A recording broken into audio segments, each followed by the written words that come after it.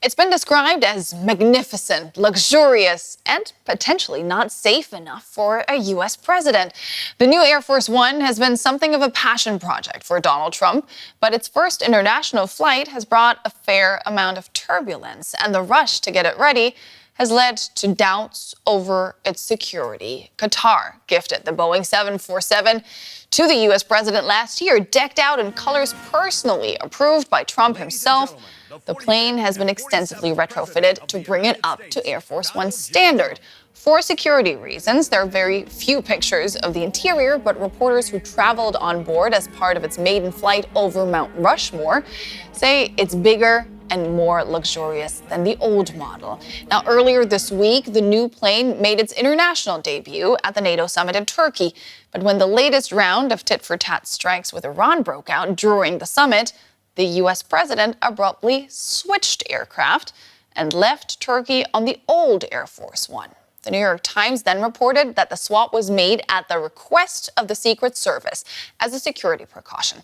President Trump's explanation was a little different, though. Why aren't you flying on the new Air Force One home? It's flying to Europe, to one of the big bases, 2 or 3 of the big bases, where we can show it to the people.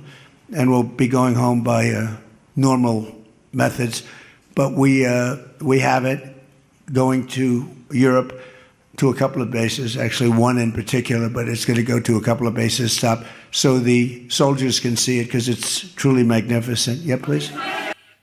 That base was RAF Milden Hall in the UK, where the new Air Force One arrived a few hours ahead of the old one carrying the president.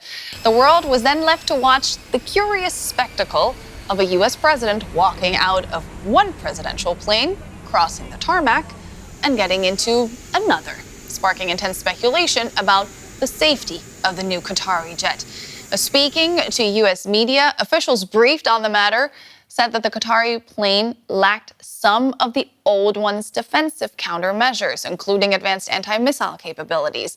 But the White House has defended the new model, describing it as a state-of-the-art aircraft that has been fitted with high-level security protocols that ensure the safety of the president and his staff.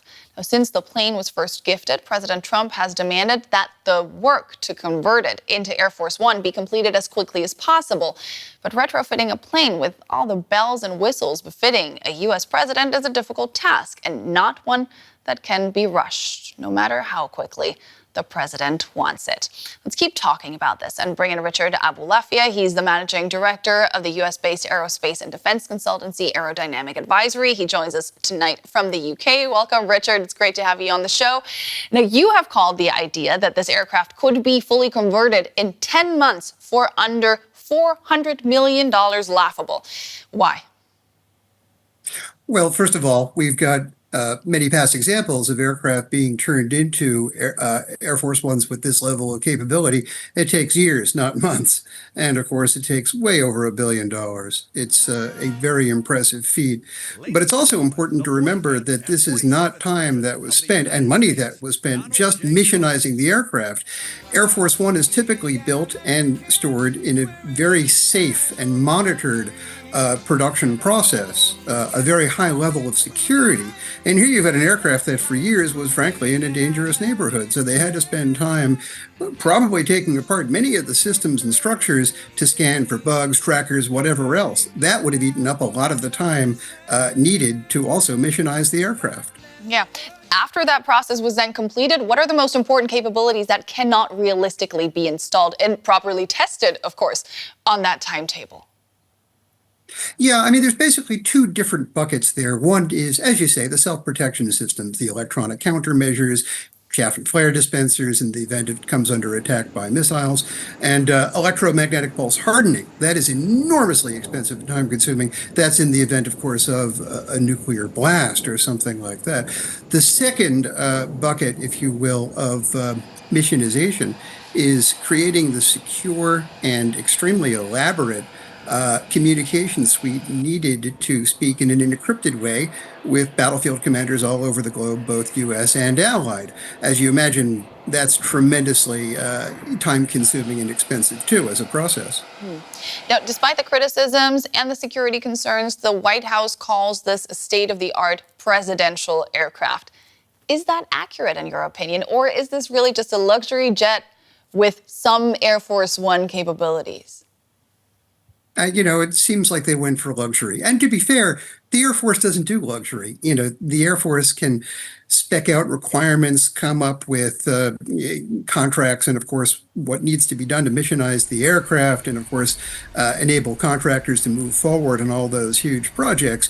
But it doesn't do luxury. It can't say, well, we're going to retrofit gold faucets and the finest of leathers. It doesn't do that. Even Air Force One in the past has never had anything like the luxury you associate with, say, the private jet industry that a Qatari jet might enjoy.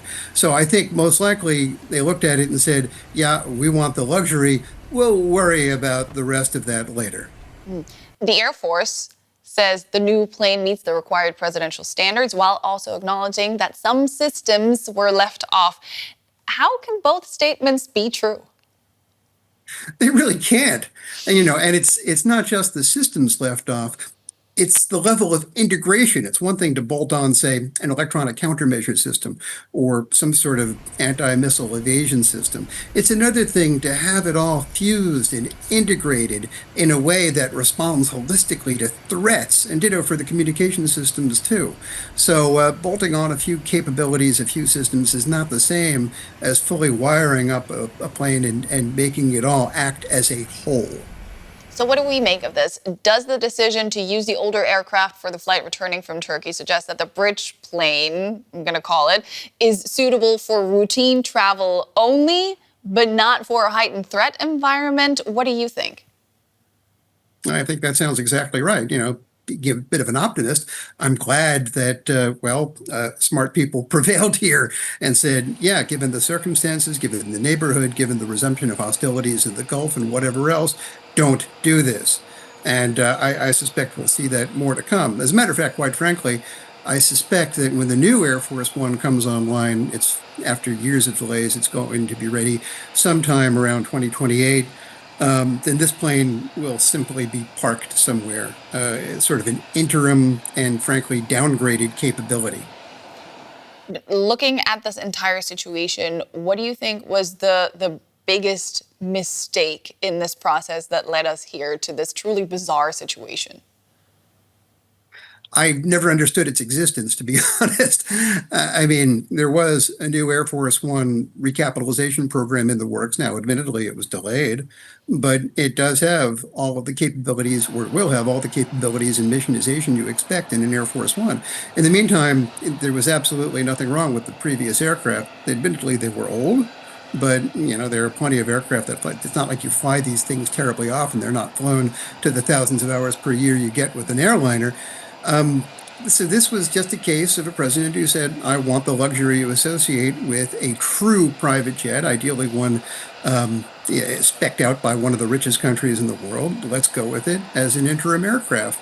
That's a reach for luxury, not for anything to do with national security or strategic capabilities. Richard Aboulafia of AeroDynamic Advisory, great to get your insights today. Thank you so much for your time. My pleasure. Thank you.